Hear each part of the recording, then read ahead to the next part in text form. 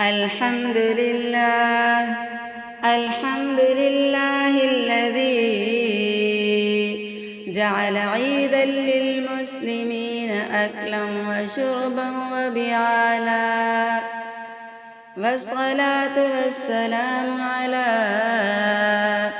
سيد الأنبياء والمرسلين. أما بعد، فأعوذ بالله من الشيطان الرجيم.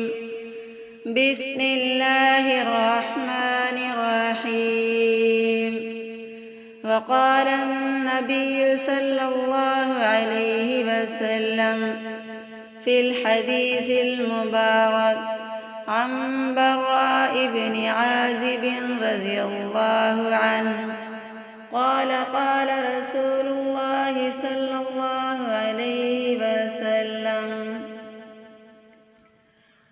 أربع لا تجوز في الأضاحي: العوراء بين عورها، والمريضة بين مرضها، والعرجاء بين ضلعها، والكثير التي لا تنقى.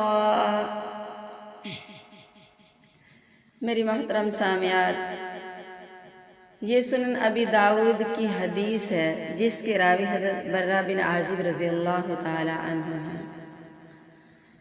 حضرت برا بن عازب رضی اللہ تعالی عنہ ارشاد فرماتے ہیں، امام کائنات سرکار دو عالم صلی اللہ علیہ وسلم نے ارشاد فرمایا: اربع لا تجوز فی الاضاحی۔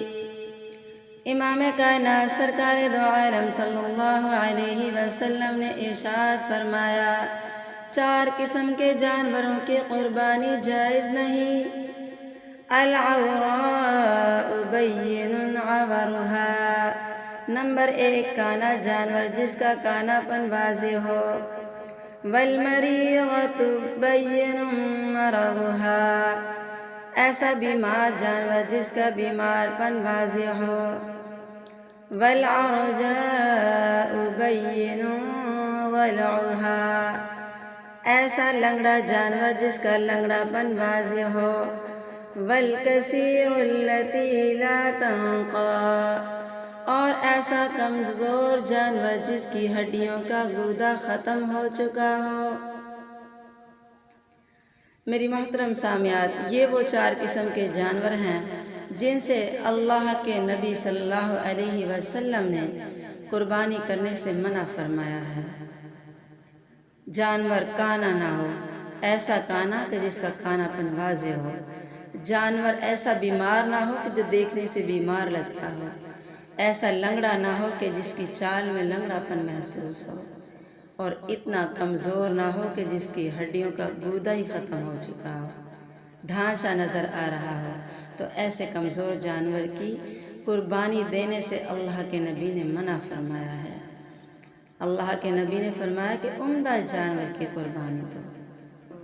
دوسری حدیث جامع ترمذی کی حدیث ہے، اور جس کے راوی حضرت علی رضی اللہ تعالی عنہ ہیں۔ عن علی بن ابی طالب قال: امرنا رسول اللہ صلی اللہ علیہ وسلم ان نستشرف العین والاذن